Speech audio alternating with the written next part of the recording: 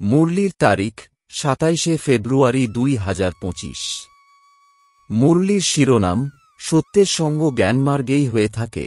এখন তোমরা সত্য বাবার সঙ্গে বসে আছো। বাবার স্মরণে থাকার অর্থই হল সৎসঙ্গ করা। প্রশ্ন: বাচ্চারা, সৎসঙ্গের প্রয়োজন তোমাদের এখনই রয়েছে, কেন?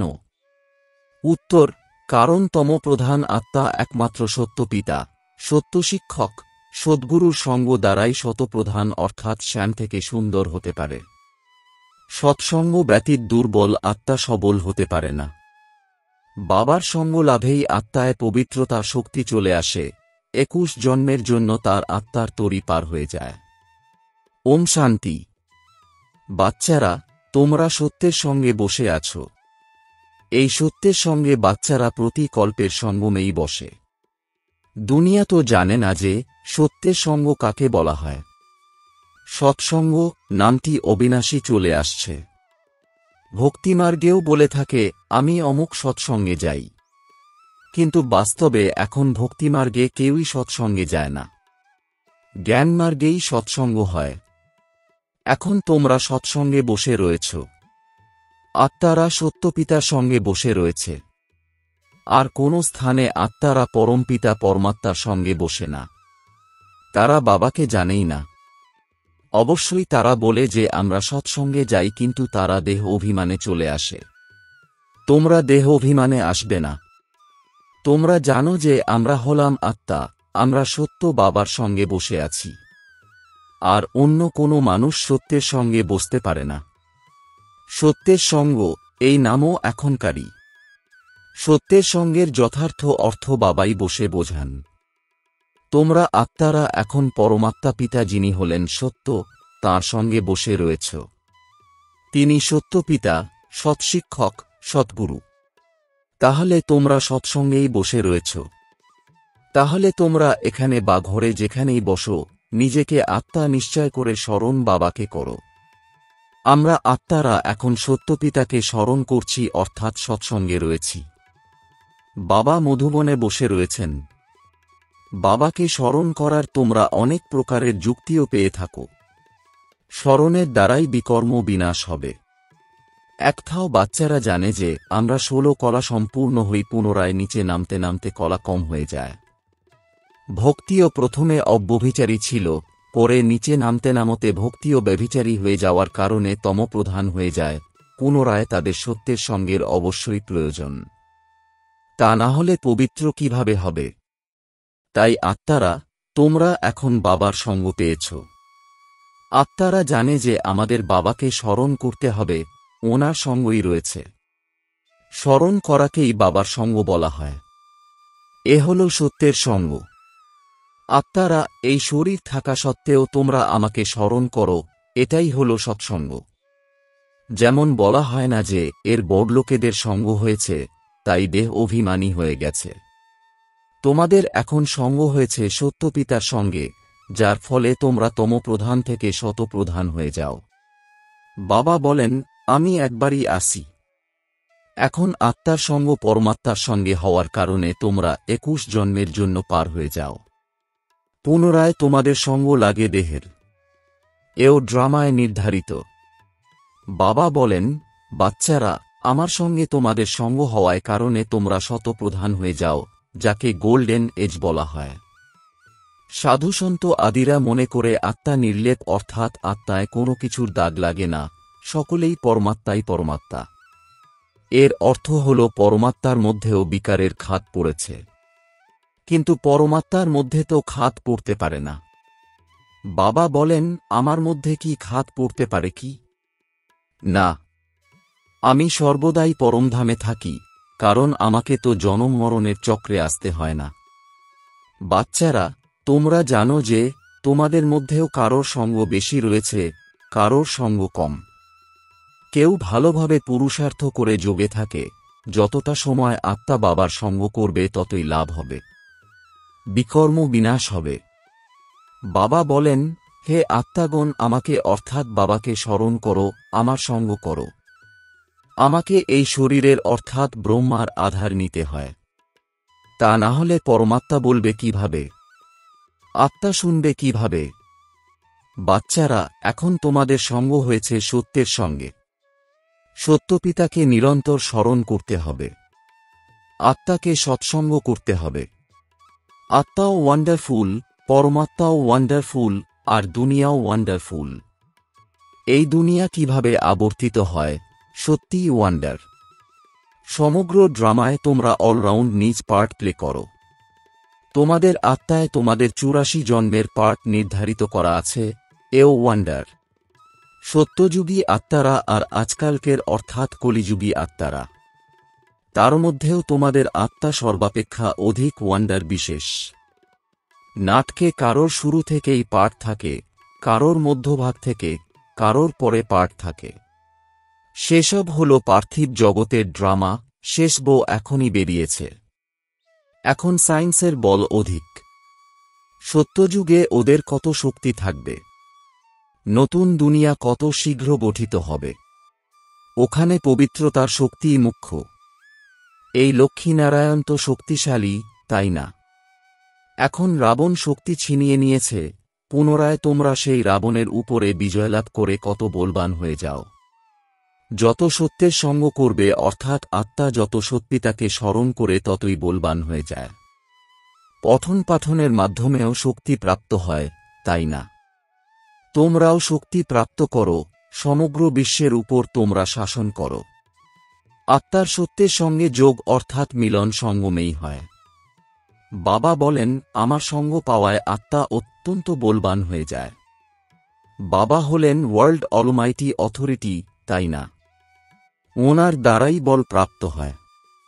এর মধ্যেই সমগ্র বেদশাস্ত্রের আদিমধ্যন্তের জ্ঞান চলে আসে। বাবা যেমন অলমাইটি, তোমরাও তেমনই অলমাইটি হয়ে ওঠো। বিশ্বে তোমরাই রাজত্ব করো।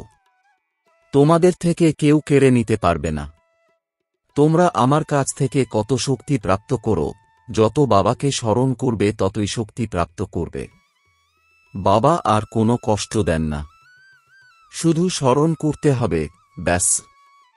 84 জন্মের চক্র এখন সম্পূর্ণ হয়েছে, এখন ফিরে যেতে হবে। এটা বোঝা কোনো বড় কথা নয়। বেশি ডিটেইলসে যাওয়ার প্রয়োজনই নেই। বীজকে জানলেই বোঝা যায়, এর মধ্য থেকেই সমগ্র এই বৃক্ষ এইভাবে নির্গত হয়। তোমাদের বুদ্ধিতে নাটশেলে চলে আসে। এ অতি বিচিত্র কথা। ভক্তিমার্গে মানুষ কত ধাক্কা খায়, পরিশ্রম করে, কিন্তু কিছুই প্রাপ্ত হয় না। পুনরায় বাবা এসে তোমাদের বিশ্বের মালিক বানান। আমরা যোগবলের দ্বারা বিশ্বের মালিক হয়ে যাই, এই পুরুষার্থই করতে হবে। ভারতের যোগ বিখ্যাত। যোগের দ্বারাই তোমাদের আয়ু কত বড় হয়ে যায়। সৎসঙ্গের কত লাভ, আয়ুও দীর্ঘ আর শরীরও নিরোগী হয়ে যায়।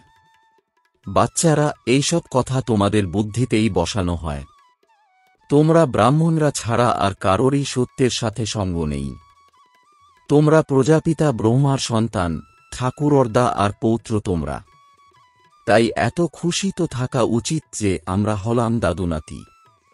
উত্তরাধিকারও ঠাকুর দাদার থেকেই পাওয়া যায়। এটাই হল স্মরণের যাত্রা।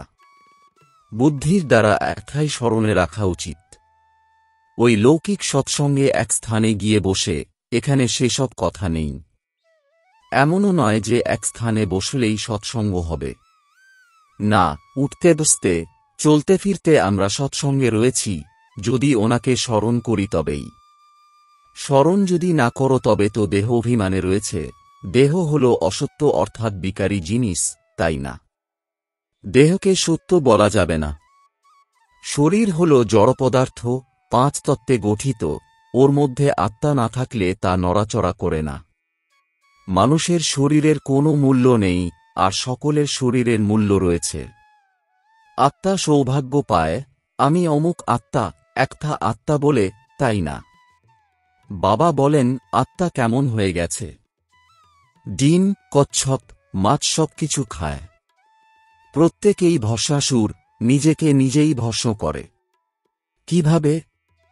কামচিতায় বসে প্রত্যেকেই নিজের ভস্ম করছে, তাহলে ভস্মাসুরই হল, তাই না? এখন তোমরা জ্ঞানচিতায় বসে দেবতা হও। সমগ্র দুনিয়া কামচিতায় বসে ভস্মীভূত হয়ে গেছে, তমপ্রধান, কালো হয়ে গেছে। বাবা আসেন বাচ্চাদের শ্যাম থেকে সুন্দরে পরিণত করতে। তাই বাবা বাচ্চাদের বোঝান যে দেহ অভিমান পরিত্যাগ করে নিজেকে আত্মা মনে করো। বাচ্চারা স্কুলে পড়ে কিন্তু পরে পড়াশোনা তো ঘরে থাকলেও বুদ্ধিতে থাকে, তাই না? এও তোমাদের বুদ্ধিতে থাকা উচিত। এও তোমাদের স্টুডেন্ট লাইফ। এইম অবজেক্ট সম্মুখে দাঁড়িয়ে রয়েছে। উঠতে, বসতে, চলতে বুদ্ধিতে এই জ্ঞান থাকা উচিত। এখানে বাচ্চারা আসে রিফ্রেশ হতে, যুক্তি বোঝান হয় যে এমনভাবে বোঝাও। দুনিয়ায় অসংখ্য সৎসঙ্গ রয়েছে, সেখানে কত মানুষ এসে একত্রিত হয়। বাস্তবে তা সৎসঙ্গ তো নয়। বাচ্চারা, সত্যের সঙ্গ তো তোমরা এখনই প্রাপ্ত করো। বাবাই এসে সত্যযুগ স্থাপন করেন। তোমরা মালিক হয়ে যাও। দেহ অভিমান অথবা মিথ্যা অভিমানে তোমরা অধঃপতনে যাও, আর সৎসঙ্গে তোমরা ঊর্ধ্বে আরোহণ করো। আধাকল্প তোমরা প্রালব্ধ অর্থাৎ কর্মফল ভোগ করো। এমনও নয় যে ওখানে তোমাদের সতের অর্থাৎ বাবার সঙ্গ রয়েছে। না, সৎসঙ্গ এবং মিথ্যা সঙ্গ তখনই বলা হবে যখন দুটোই উপস্থিত রয়েছে। সত্যপিতা যখন আসেন, তিনি এসে সব কথা বোঝান। যতক্ষণ না পর্যন্ত সেই সত্যপিতা আসছেন, ততক্ষণ পর্যন্ত কেউ জানেই না। বাচ্চারা, বাবা এখন তোমাদের বলেন, হে আত্মাগণ, তোমরা আমার সাথে সঙ্গ করো। তোমরা শরীরের যে সঙ্গ পেয়েছ, তার থেকে উপরাম হয়ে যাও। অবশ্যই শরীরের সঙ্গ সত্যযুগেও থাকবে, কিন্তু সেখানে তোমরা থাকোই পবিত্র। এখন তোমরা সৎসঙ্গে পতীত থেকে পবিত্র হও, পরে শরীরও শতপ্রধান পাবে। আত্মাও শতপ্রধান থাকবে। এখন তো দুনিয়াও তমপ্রধান। দুনিয়া নতুন আর পুরানো হয়। নতুন দুনিয়ায় অবশ্যই আদি সনাতন দেবী দেবতা ছিল। আজ সেই ধর্মকে সরিয়ে দিয়ে আদি সনাতন হিন্দু ধর্ম বলে দেয়, বিভ্রান্ত হয়ে পড়েছে। এখন তোমরা ভারতবাসীরা বোঝো যে আমরা প্রাচীন দেবীদেবতা ধর্মের ছিলাম, সত্যযুগের মালিক ছিলাম। কিন্তু সেই নেশা কোথায়? কল্পের আয়ুই দীর্ঘ লিখে দিয়েছে। সব কথা ভুলে গেছে। এর নামই হল গোলকধাঁধার অর্থাৎ ভুল ভুলাইয়া খেলা। এখন তোমরা সত্যপিতা দ্বারা সমগ্র নলেজ জেনে উচ্চপদ লাভ করো। পুনরায় তোমরা আধাকল্প পরে নিচে পতিত হও, কারণ তখন রাবণ রাজ্য শুরু হয়। দুনিয়া পুরানো তো হবেই, তাই না? তোমরা মনে করো যে আমরা নতুন দুনিয়ার মালিক ছিলাম, এখন পুরানো দুনিয়ায় রয়েছি। কারোর তো একটাও স্মরণে থাকে না। বাবা আমাদের স্বর্গবাসী বানান। আধাকল্প আমরা স্বর্গবাসী থাকবে, পুনরায় আধাকল্প পরে নিম্নে অবতরণ করো, কারণ রাবণ রাজ্য শুরু হয়। দুনিয়া পুরানো তো হবে, তাই না? তোমরা জানো যে বাবা আমাদের স্বর্গবাসী বানান। আধাকল্প আমরা স্বর্গবাসী থাকব, পুনরায় নরকবাসী হব। তোমরাও পুরুষার্থের নম্বরের ক্রমানুসারে অলমাইটি অথরিটি অর্থাৎ সর্বশক্তিমান হও। এ হল জ্ঞানামৃতের ডোজ। শিব বাবা অর্গ্যানসও পান পুরানো। নতুন অর্গ্যানস তো পাওয়া যায় না। পুরানো বাজনা পান তিনি। বাবা আসেনও বানপ্রস্থেই। বাচ্চারা খুশি হলে তখন বাবাও খুশি হয়। বাবা বলেন, আমি যাই বাচ্চাদের জ্ঞান প্রদান করে রাবণের থেকে মুক্ত করতে।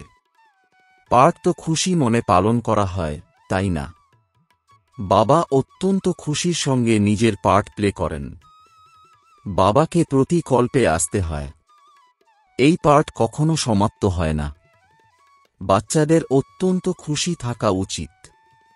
যত সৎসঙ্গ করবে ততই খুশি থাকবে, স্মরণ কম করে তাই এত খুশি থাকে না। বাবা বাচ্চাদের উত্তরাধিকার দেন। যে বাচ্চাদের হৃদয়ে সততা রয়েছে, তাদের প্রতি বাবার অত্যন্ত স্নেহ থাকে। সৎহৃদয়বানের উপর সদা বাবা সদয় থাকেন, অর্থাৎ সাহেব রাজি। অন্তরে ও বাইরে যে সৎ থাকে, বাবার সহায়ক হয়, সেবায় সদা তর থাকে, সেই বাবার প্রিয় হয়। নিজের হৃদয়কে জিজ্ঞাসা করো, আমরা সত্য সত্যই সার্ভিস করি তো? সত্যপিতার সাথে সঙ্গ রাখি কি? যদি সত্যপিতার সাথে সঙ্গ বা সম্বন্ধ না রাখি তবে কি গতি হবে?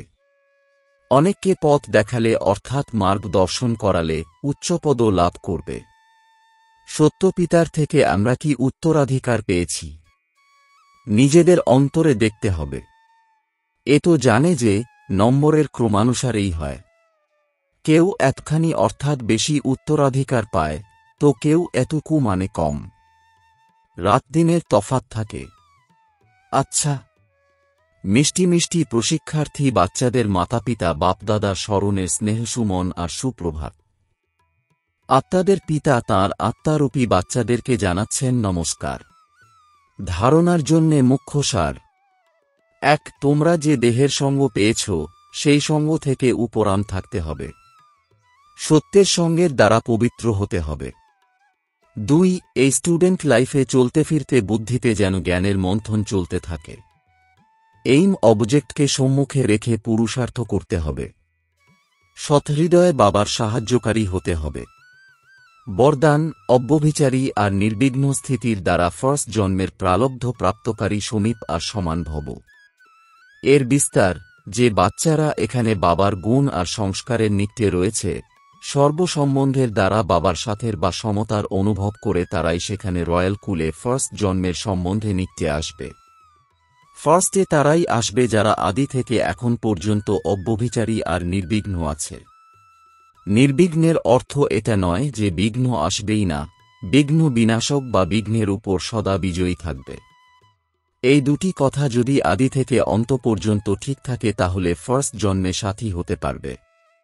স্লোগান: সাইলেন্সের পাওয়ার দ্বারা নেগেটিভকে পজিটিভে পরিবর্তন করা। ওম শান্তি।